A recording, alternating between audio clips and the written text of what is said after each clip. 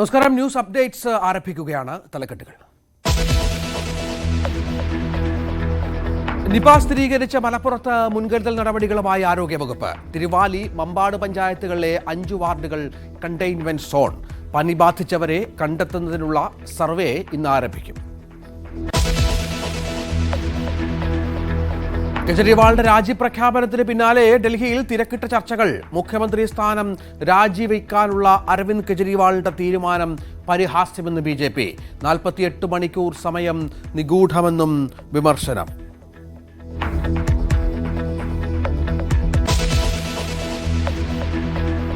Donald ട്രംപിന് നേരെ വീണ്ടും വധശ്രമം. വെടിവെപ്പുണ്ടായത് ഫ്ലോറിഡ വെസ്റ്റ് ഫാം ബീച്ചിൽ. പ്രതി കടുത്ത ട്രംപ് വിമർശകൻ. പോലീസിനെ ആക്രമിച്ചതടക്കം പല കേസുകളിലെയും പ്രതി.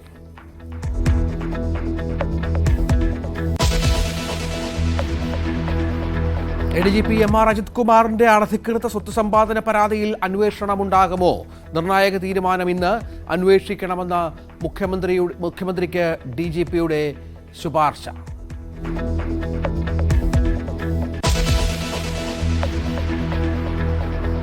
സംവിധായകൻ രഞ്ജിത്തിനെതിരായ ബലാത്സംഗ കേസിൽ പരാതിക്കാരിയുടെ മൊഴിയെടുക്കും.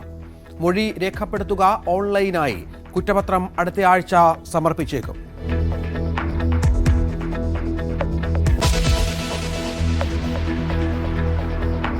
കൊല്ലം മൈനാഗപ്പള്ളിയിൽ സ്കൂട്ടർ യാത്രികരെ കാർ ഇടിച്ചു വീഴ്ത്തി രക്ഷപ്പെട്ട പ്രതി പിടിയിൽ. അജ്മൽ ലഹരിമരുന്നു കേസിൽ ഉൾപ്പെട്ടയാളെന്ന് പോലീസ്. മദ്യലഹരിയിലാണോ വാഹനം ഓടിച്ചതെന്ന് സംശയം.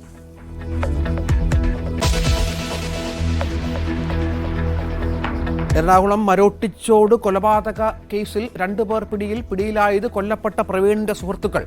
കൊലപാതകത്തിലേക്ക് നയിച്ചത് മദ്യപാനത്തെ തുടർന്നുണ്ടായ തർക്കം.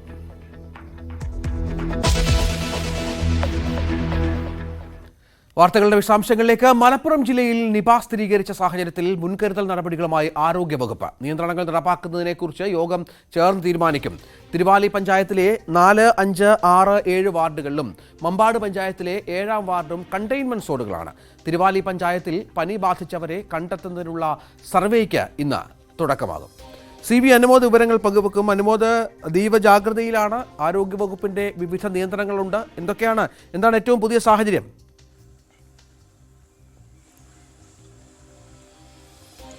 രഞ്ജിത്ത്, തിരുവാലിയിലെ ഈ തെരഞ്ഞെടുത്ത അല്ലെങ്കിൽ നിശ്ചയിച്ച വാർഡുകളിൽ പനി സർവേ ആരംഭിച്ചിട്ടുണ്ട് രാവിലെ എന്നാണ് നമുക്ക് അറിയാൻ കഴിയുന്നത്. ഓരോ വീടുകളിലും ആരോഗ്യവകുപ്പിന്റെ പ്രവർത്തകർ കയറി അവിടെയുള്ള ആളുകൾക്ക് എന്തെങ്കിലും ലക്ഷണങ്ങളുണ്ടോ എന്ന് ചോദിച്ചുറപ്പാക്കി ഇത്തരത്തിലൊരു സംക്രമണം, രോഗവ്യാപനം ഇല്ല എന്ന് ഉറപ്പാക്കുകയാണ് ആരോഗ്യവകുപ്പ് ചെയ്യുന്നത്. അതാണിപ്പോൾ പ്രാഥമികമായിട്ട് ഈ ഒരു ഗ്രൗണ്ടിൽ നിന്ന് നടക്കുന്ന ഏറ്റവും പ്രധാനപ്പെട്ട കാര്യം. രണ്ടാമതായിട്ട് ഈ ഒരു രോഗബാധ അതിൻ്റെ ഉറവിടം കണ്ടെത്തുക എന്നുള്ളതാണ്. ഇയാൾ ബാംഗ്ലൂരിലാണ് പഠിച്ചിരുന്നത് എന്നതുകൊണ്ട് തന്നെ അത് ആ ഉറവിടം കണ്ടെത്തുക എന്നുള്ളത് വളരെ ശ്രമകരമായ ഒരു ദൗത്യമാണ്. കാരണം ഇയാൾ 5 ദിവസം മാത്രമാണ് കേരളത്തിൽ ഉണ്ടായിട്ടുള്ളത്. ആ ഒരു 5 ദിവസത്തെ അദ്ദേഹത്തിൻ്റെ റൂട്ട് മാപ്പ്, അദ്ദേഹവുമായി സമ്പർക്കത്തിലുണ്ടായിരുന്ന ആളുകളുടെ പട്ടിക, ഇതെല്ലാം തന്നെ തയ്യാറാക്കുന്ന നടപടികൾ പുരോഗമിക്കുന്നുണ്ട്.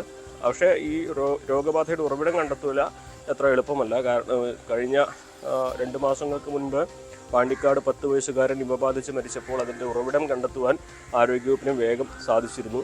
അത് നാട്ടിൽ തന്നെയായിരുന്നു, രമ്പാഴങ്ങ മരത്തിൽ നിന്നായിരുന്നു എന്ന് കണ്ടെത്തിയിരുന്നു. പക്ഷേ ഇവിടെ സാഹചര്യങ്ങൾ അല്പം വ്യത്യസ്തമാണ്. മാത്രമല്ല ബാംഗ്ലൂരിലെ സാഹചര്യങ്ങൾ, അവിടെ അദ്ദേഹം യാത്ര ചെയ്ത ഇടങ്ങൾ, അദ്ദേഹത്തിൻ്റെ സുഹൃത്തുക്കൾ, അദ്ദേഹത്തിനൊപ്പം പഠിച്ചവർ, അവരെയൊക്കെ തന്നെ ട്രേസ് ചെയ്തുകൊണ്ടിരിക്കുകയാണ്. അപ്പോൾ അങ്ങനെ 2 തരത്തിലാണ് ഈ കാര്യങ്ങൾ മുന്നോട്ട് പോകുന്നത്. മറ്റൊരു പ്രധാനപ്പെട്ട കാര്യം, ആരോഗ്യ ഡയറക്ടർ മലപ്പുറത്ത് നേരിട്ട് എത്തിയിട്ടുണ്ട്. അപ്പോൾ അദ്ദേഹത്തിൻ്റെ നേതൃത്വത്തിലാണ് നടപടികൾ പുരോഗമിക്കുക. ഇന്നിപ്പോൾ ഈ ഒരു 5 വാർഡുകളിൽ അവിടെ കണ്ടെയ്ൻമെൻറ്റ് സോണായി പ്രഖ്യാപിച്ച സാഹചര്യത്തിൽ കർശന നിയന്ത്രണങ്ങൾ ഏർപ്പെടുത്തിയിട്ടുണ്ട്. പക്ഷേ മുൻപ് പാണ്ടിക്കാട് പറഞ്ഞിരുന്നത് പോലെ കടകൾക്ക് ഇത്ര സമയം മുതൽ ഇത്ര സമയം വരെ പ്രവർത്തിക്കാനുള്ള അനുമതിയുള്ളൂ, അങ്ങനെയുള്ള കാര്യങ്ങളൊന്നും പറഞ്ഞിട്ടില്ല. നിയന്ത്രണങ്ങളുണ്ട്. അതുപോലെ നബിദിന ഘോഷയാത്ര മറ്റൊരു ദിവസത്തേക്ക് മാറ്റിവെക്കണമെന്നൊരു നിർദ്ദേശമാണ് ജില്ലാ ഭരണകൂടത്തിൻ്റെ ഭാഗത്തു നിന്ന് വന്നിട്ടുള്ളത്.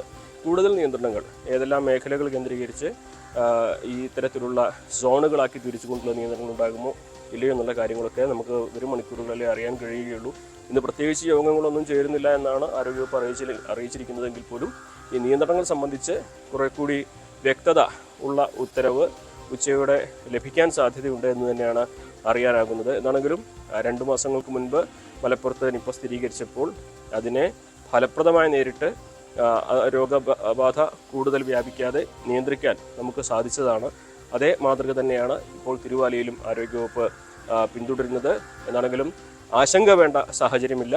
പക്ഷേ നമുക്ക് ഈ ഒരു കരുതൽ ഈ ഒരു ഘട്ടത്തിൽ വേണം എന്ന സന്ദേശമാണ് ആരോഗ്യവകുപ്പ് പങ്കുവയ്ക്കുന്നത്. CV അനുമോദാണ് വിവരങ്ങൾ പങ്കുവച്ചത്. ഡൽഹി മുഖ്യമന്ത്രി സ്ഥാനം രാജിവെക്കാനുള്ള അരവിന്ദ് കെജ്രിവാളിന്റെ തീരുമാനത്തിനെതിരെ BJP രംഗത്ത്. കെജ്രിവാളിന്റെ 48 മണിക്കൂർ സമയം നിഗൂഢമാണെന്നും നിയമസഭയിൽ ഭൂരിപക്ഷമുള്ള ഒരു മുഖ്യമന്ത്രി ഇത്തരത്തിൽ ചെയ്യുന്നത് പരിഹാസ്യമാണെന്നും BJP MP സുധാൻഷു ത്രിവേദി വാർത്താസമ്മേളനത്തിൽ പറഞ്ഞു. സുവി ചേരും വിവരങ്ങളുമായി. സുവി, നാളെ രാജിവെച്ചേക്കും കെജ്രിവാൾ എന്നാണ് മനസ്സിലാകുന്നത്. രാജിവെക്കുമെന്ന് പ്രഖ്യാപിച്ചു കഴിഞ്ഞു. എന്താണ് മനസ്സിലാക്കേണ്ടത്? എന്താണ് ദില്ലിയിലെ രാഷ്ട്രീയ നീക്കങ്ങൾ?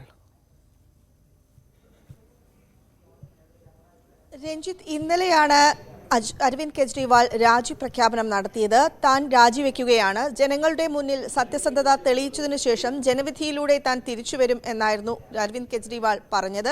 പ്രത്യേകിച്ചും അരവിന്ദ് കെജ്രിവാളിന് കഴിഞ്ഞ ദിവസമാണ് ജാമ്യം കിട്ടിയത്. അതിനെ തുടർന്ന് ജാമ്യം കിട്ടിയെങ്കിലും ഉപാധികളോട് കൂടിയായിരുന്നു ജാമ്യം ലഭിച്ചത്. ആ ഉപാധികളിൽ പലതും ഭരണ നിർവഹണത്തെ ബാധിക്കുന്നതായിരുന്നു. ചീഫ് മിനിസ്റ്ററുടെ ഓഫീസിൽ കയറരുത്, ഒപ്പം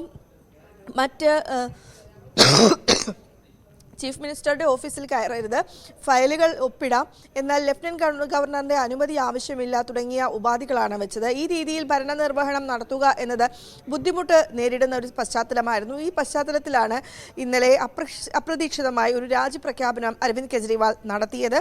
അതിനുശേഷം ഇന്ന് വലിയ തോതിലുള്ള ചർച്ചാ വിഷയമാവുകയും ചെയ്തു. മഹാരാഷ്ട്ര തെരഞ്ഞെടുപ്പിനോടൊപ്പം ഡൽഹിയിലും തെരഞ്ഞെടുപ്പ് നടത്തണം എന്നായിരുന്നു അരവിന്ദ് കെജ്രിവാൾ പറഞ്ഞിരുന്നത്. ഫെബ്രുവരിയിലാണ് ഇതിൻ്റെ ഒരു കാലാവധി, ഡൽഹി സർക്കാരിൻ്റെ കാലാവധി അവസാനിക്കുന്നതും ഫെബ്രുവരിയിലാണ് തെരഞ്ഞെടുപ്പ് നടത്താൻ നേരത്തെ നിശ്ചയിച്ചിരുന്നതും. അതിന് മുൻകൂട്ടി ഇത്തരത്തിലൊരു തീരുമാനം വേണം എന്നാണ് ഇപ്പോൾ അരവിന്ദ് കെജ്രിവാൾ പറഞ്ഞത്. ഏതായാലും തിരക്കിട്ട രാഷ്ട്രീയ ചർച്ചകളാണ് ഇപ്പോൾ ഡൽഹിയിൽ നടക്കുന്നത്. ഈ താൽക്കാലിക മുഖ്യമന്ത്രി ആരാകും എന്നൊരു ചോദ്യമാണ് ഉയരുന്നത്. ആം ആദ്മിയെ സംബന്ധിച്ചിടത്തോളം തലപ്പൊക്കമുള്ളൊരു നേതാവ് എന്ന തരത്തിലാണ് അരവിന്ദ് കെജ്രിവാൾ ഉള്ളത്. അരവിന്ദ് കെജ്രിവാളിനോടൊപ്പം ശേഷിയുള്ള മറ്റ് നേതാക്കളെ കണ്ടെത്തുക എന്നത് വലിയ തോതിലുള്ള പ്രതിസന്ധിയാണ് ആം ആദ്മി പാർട്ടിയിൽ സൃഷ്ടിക്കുന്നത്. ഏതായാലും ഇന്ന് അക്കാര്യത്തിൽ ആരായിരിക്കും മുഖ്യമന്ത്രി എന്ന കാര്യത്തിൽ ഇന്നോ നാളെയോ ഒരു തീരുമാനമുണ്ടാകും. നാളെയാണ് അരവിന്ദ് കെജ്രിവാൾ രാജിവെക്കുക എന്നാണ് അറിയിച്ചിരിക്കുന്നത്. വിവരങ്ങൾ പങ്കുവച്ചത്. US പ്രസിഡന്റ് തെരഞ്ഞെടുപ്പിലേക്ക് റിപ്പബ്ലിക്കൻ സ്ഥാനാർത്ഥിയും മുൻ US പ്രസിഡന്റുമായ ഡൊണാൾഡ് ട്രംപിന് നേരെ വീണ്ടും വധശ്രമം. ട്രംപ് ഗോൾഫ് കളിക്കുന്നതിനിടെയാണ് സമീപത്ത് വെടിവെപ്പ് ഉണ്ടായത്. Florida West Palm Beach golf ക്ലബിന് സമീപം ഇന്നലെ ഉച്ചയ്ക്കായിരുന്നു സംഭവം. ട്രംപിന്റെ സുരക്ഷ കണക്കിലെടുത്ത് ഗോൾഫ് പാതി അടച്ചിരുന്നു. തോക്കുമായി മറഞ്ഞിരുന്ന പ്രതിയെ സീക്രട്ട് സർവീസസ് പിടികൂടി. വേലിക്കെട്ടിന് പുറത്തുനിന്ന് പ്രതി സുരക്ഷാ ഉദ്യോഗസ്ഥർക്ക് നേരെ ഒന്നിലേറെ തവണ വെടിയുതിർത്തായാണ് റിപ്പോർട്ടുകൾ.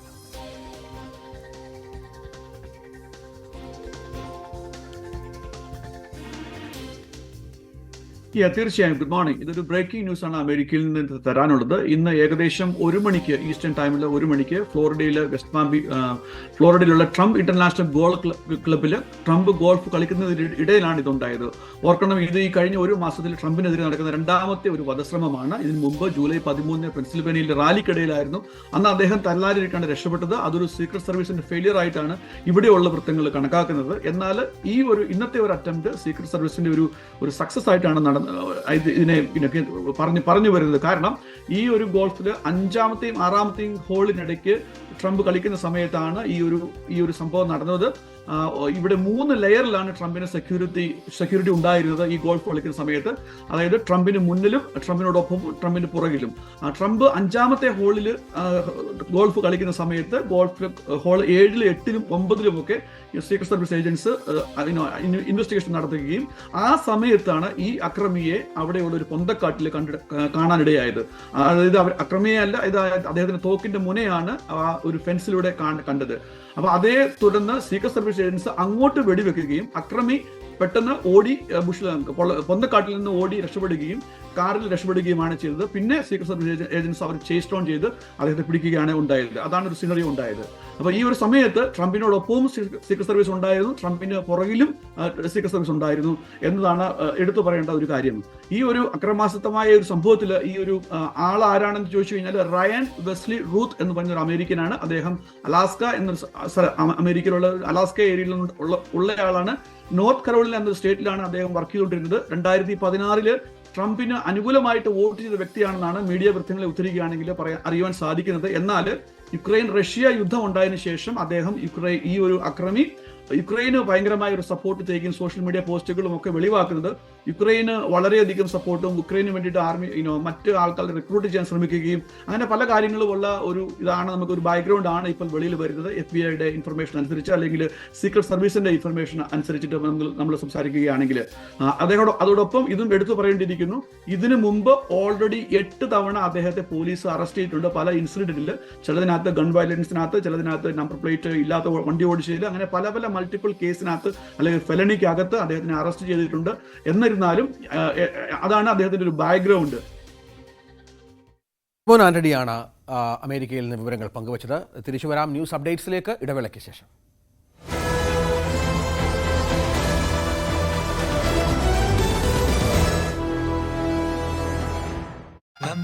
ഇവിടെ ഒരു യുവാവാണ്.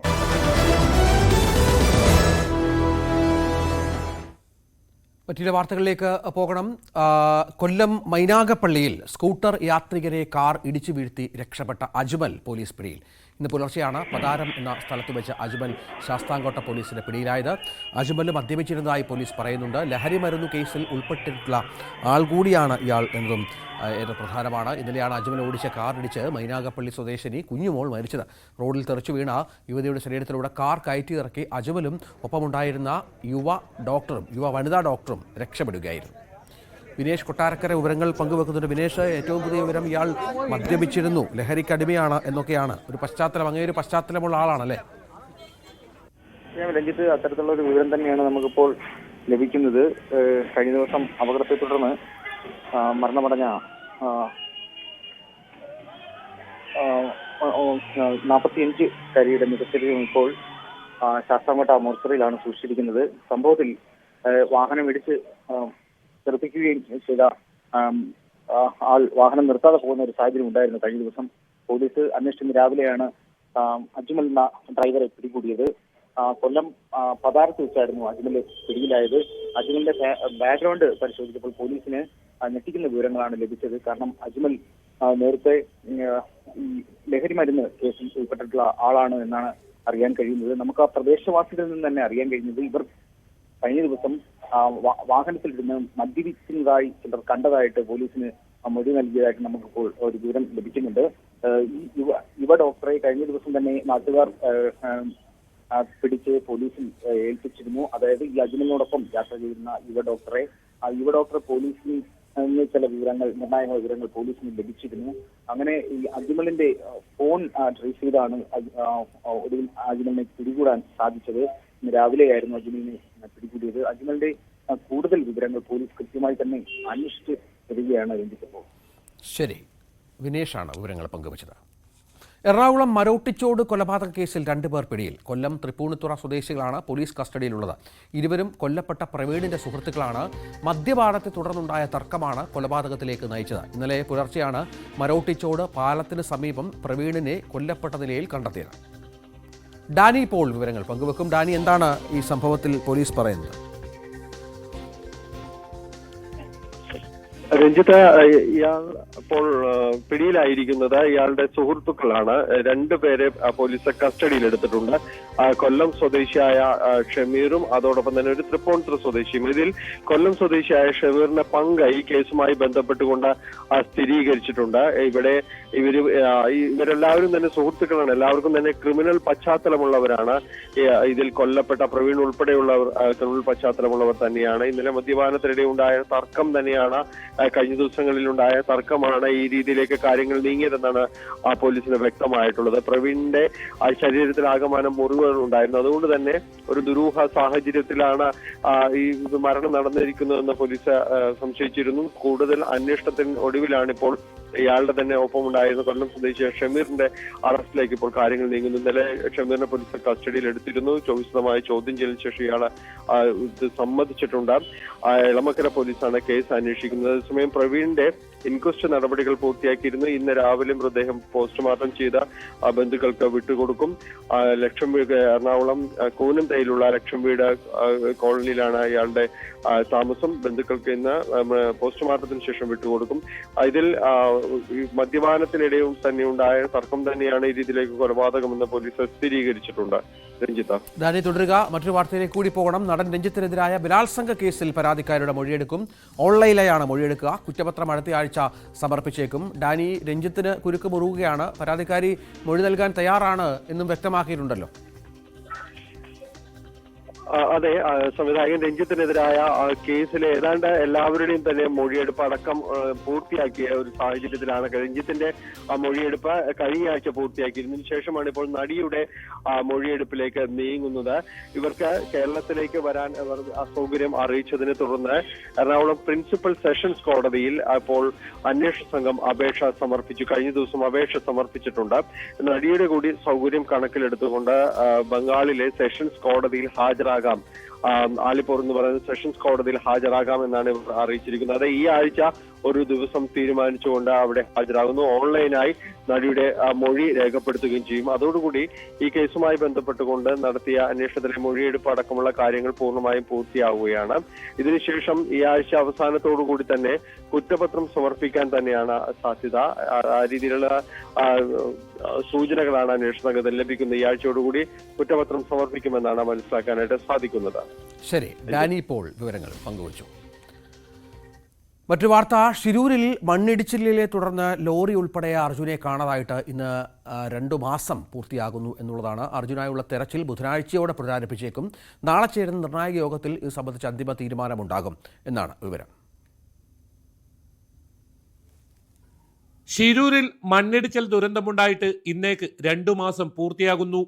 കോഴിക്കോട് കണ്ണാടിക്കൽ സ്വദേശി അർജുൻ ഉൾപ്പെടെ 11 പേരെയാണ് അപകടത്തിൽ കാണാതായത്.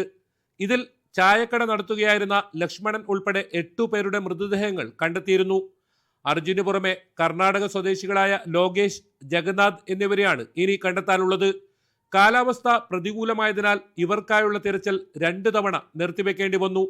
ഗംഗാവലിപ്പുഴയിൽ അടിയൊഴുക്ക് ശക്തമായതിനെ തുടർന്നാണ് തിരച്ചിൽ നിർത്തിവെക്കേണ്ടി വന്നത്. നേവിയുടെ നേതൃത്വത്തിൽ നടത്തിയ സോണാർ പരിശോധനയിൽ ലോറിയുടെ സ്ഥാനം കൃത്യമായി കണ്ടെത്തിയിട്ടുണ്ട്. ഇതേ സ്ഥലത്ത് വെച്ച് അർജുന്റെ വാഹനത്തിലെ മരം കെട്ടാൻ ഉപയോഗിച്ച കയർ നേരത്തെ കണ്ടെത്തിയിരുന്നു. നിലവിൽ കാലാവസ്ഥ അനുകൂലമായതിനാൽ ബുധനാഴ്ചയോടെ തിരച്ചിൽ പുനരാരംഭിക്കാനാണ് ജില്ലാ ഭരണകൂടത്തിന്റെ ആലോചന. ഡ്രഡ്ജർ ചൊവ്വാഴ്ച കാർവാർ തുറമുഖത്തെത്തിക്കാനും തീരുമാനമായിട്ടുണ്ട്. ചൊവ്വാഴ്ച ജില്ലാ ഭരണകൂടത്തിന്റെ നേതൃത്വത്തിൽ കാർവാറിൽ ചേരുന്ന നിർണായക യോഗത്തിൽ ഇത് സംബന്ധിച്ച അന്തിമ തീരുമാനമുണ്ടാകും. ജില്ലാ collector Lakshmipriya, SP M Narayana, സ്ഥലം MLA സതീഷ് സെയിൻ, ഡ്രഡ്ജർ കമ്പനി അധികൃതർ എന്നിവർ യോഗത്തിൽ പങ്കെടുക്കും. നാവികസേനയുടെയും ഈശ്വർ മൽപ്പ അടക്കമുള്ള പ്രാദേശിക മത്സ്യത്തൊഴിലാളികളുടെയും സഹായം തേടുന്നതിൽ യോഗത്തിൽ തീരുമാനമുണ്ടാകും. നാളെ ഡ്രഡ്ജർ അടങ്ങിയ ടഗ് ബോട്ട് ഷിരൂരിലേക്ക് പുറപ്പെടാനാണ് ആലോചന. കാർവാർ തുറമുഖത്ത് നിന്ന് ഷിരൂർ എത്താൻ 10 മണിക്കൂർ സമയമെടുക്കും. വേലിയിറക്ക സമയത്താകും ടഗ് ബോട്ടിനെ ഗംഗാവലിയുടെ 2 പാലങ്ങളും കടത്തിവിടുക. വേലിയേറ്റ സമയത്ത് തിരയുടെ ഉയരവും ജലനിരപ്പും കൂടുതലാകും. ക്രെയിൻ അടക്കമുള്ള ഡ്രഡ്ജർ പാലത്തിന് അടിയിലൂടെ കയറ്റാൻ ആ സമയത്ത് ബുദ്ധിമുട്ടുള്ളതിനാലാണ് വേലിയിറക്ക സമയത്തെ ആശ്രയിക്കുന്നത്. നിലവിൽ ഈ ആഴ്ച ഉത്തര കന്നഡ ജില്ലയിൽ കാലാവസ്ഥാ മുന്നറിയിപ്പും അനുകൂലമാണ്. ന്യൂസ് 18 ഷിരൂർ. MR അജിത് കുമാറിന്റെ അനധികൃത സ്വത്ത് സമ്പാദന പരാതി അന്വേഷിക്കുന്ന കാര്യത്തിൽ ഇന്ന് തീരുമാനമുണ്ടായേക്കും. അന്വേഷിക്കണമെന്ന് ശുപാർശ DGP നേരത്തെ മുഖ്യമന്ത്രിക്ക് നൽകിയിരുന്നു. PV അൻവറാണ് DGPക്ക് പരാതി നൽകിയത്. VV വിനോദുണ്ട്. വിനോദ്, മുഖ്യമന്ത്രിയാണ് തീരുമാനമെടുക്കേണ്ടത്. ഇപ്പോഴത്തെ സാഹചര്യത്തിൽ അതിനുള്ള സാധ്യതകൾ എത്രത്തോളമുണ്ട്? അന്വേഷണം നടത്താനുള്ള സാഹചര്യമാണ് നിലനിൽക്കുന്നത്. മുഖ്യമന്ത്രിക്ക് DGP നേരത്തെ തന്നെ ഇത് സംബന്ധിച്ച ശുപാർശ നൽകിയിരുന്നു. PV അൻവറാണ് ADGP MR കുമാറിന്റെ അനധികൃത സ്വത്ത് സമ്പാദനം അന്വേഷിക്കണമെന്ന് കാട്ടി DGPക്ക് നേരത്തെ പരാതി നൽകിയത്. ഈ പരാതി അന്വേഷിക്കണമെന്ന് തന്നെയാണ് DGPയുടെ ശുപാർശ. അതുകൊണ്ട് തന്നെ DGP ഇങ്ങനെ ഒരു ശുപാർശ നൽകിയത് കൊണ്ട് തന്നെ അത് തള്ളിക്കളയാനുള്ള സാധ്യത കുറവാണ്. ഇന്ന് ഇക്കാര്യത്തിൽ മുഖ്യമന്ത്രിയുടെ തീരുമാനം ഉണ്ടാകുമെന്ന് അറിയുന്നു. അതേസമയം വിജിലൻസ് ഡയറക്ടർ യോഗേഷ് ഗുപ്ത അവധിയിലാണ്. അദ്ദേഹം ഈ ഓണ അവധിയിൽ തുടരുകയാണ്. 2 ദിവസം കൂടി കഴിഞ്ഞ് മാത്രമായിരിക്കും അദ്ദേഹം ഓഫീസിലെത്തുക. അതിനുശേഷമായിരിക്കും ഇത് സംബന്ധിച്ച ഒരു അന്തിമ തീരുമാനത്തിലേക്ക് കാര്യങ്ങൾ കടക്കുക. ഏതായിരുന്നാലും അന്വേഷണം ഉണ്ടാകുമെന്ന സൂചനകളാണ് പുറത്തു വരുന്നത്. മാത്രമല്ല കവടിയാറിൽ ഒരു മന്ദിരം നിർമ്മിക്കുന്നത് അത് വലിയ ആഡംബര ഗൃഹമാണ്. അതുകൊണ്ട് തന്നെ അത് നിർമ്മിക്കുന്നതിന് ആവശ്യമായ പണം, ഇതിന്റെ സ്രോതസ്, ഇക്കാര്യങ്ങളൊക്കെ തന്നെ അന്വേഷിക്കണമെന്നാണ് ആവശ്യം. മാത്രമല്ല ഈ സ്വർണം, പിടികൂടിയ സ്വർണം പലപ്പോഴായി ഇവർ തട്ടിയെടുത്തിരുന്നു, അതിന്റെ പങ്ക് പറ്റിയിരുന്നു. ഇത്തരത്തിലുള്ള കാര്യങ്ങളെല്ലാം തന്നെ നേരത്തെ തന്നെ ഉയർന്നു വന്നതാണ്. അതുകൊണ്ട് തന്നെ ADGPയുടെ സ്വത്ത്, അനധികൃത സ്വത്ത് സമ്പാദനം, ഇത് നേരത്തെ തന്നെ PV അൻവർ പല ഘട്ടങ്ങളിലായി ഉന്നയിച്ച ആരോപണം, മുഖ്യമന്ത്രിക്ക് നൽകിയ പരാതിയിൽ ഇക്കാര്യം ചൂണ്ടിക്കാട്ടിയിരുന്നു. പാർട്ടി സെക്രട്ടറിക്ക് നൽകിയ പരാതിയിലും ഇതേ കാര്യം ഉന്നയിച്ചിരുന്നു. പിന്നീടാണ് DGPയെ നേരിൽ കണ്ട് ഇത് സംബന്ധിച്ച പരാതി നൽകിയിട്ടുള്ളത്. ADGPയും അതോടൊപ്പം തന്നെ SP ആയിരുന്ന സുജിത് ദാസും ചേർന്ന് പലപ്പോഴായി ഇങ്ങനെ സ്വർണം തട്ടിയെടുക്കുന്നത് ഉൾപ്പെടെയുള്ള കാര്യങ്ങളിൽ ഇടപെട്ടിരുന്നു. അതോടൊപ്പം തന്നെ സ്വർണ്ണക്കടത്ത് സംഘങ്ങളുമായും ഇരുവർക്കും ബന്ധമുണ്ട് എന്ന ആരോപണം കൂടി PV അൻവർ ഉന്നയിക്കുന്നുണ്ട്. ഏതായിരുന്നാലും ഇക്കാര്യത്തിൽ സർക്കാരിന്റെ ഒരു തീരുമാനമാണ്. ഈ പരാതിയിൽ അന്വേഷണം വേണമോ വേണ്ടയോ എന്ന കാര്യത്തിൽ സർക്കാർ അന്തിമ തീരുമാനമെടുക്കും. മുഖ്യമന്ത്രിയുടെ നിലപാട് ഇതിൽ നിർണായകമാകും. രഞ്ജിത്ത്. ശരി, ഡാനി പോളാണ് വിവരങ്ങൾ പങ്കുവച്ചത്. ക്ഷമിക്കണം, VV വിനോദാണ് വിവരങ്ങൾ പങ്കുവച്ചത്. ന്യൂസ് അപ്ഡേറ്റ്സ് പൂർണ്ണമാവുകയാണ്. നമസ്കാരം.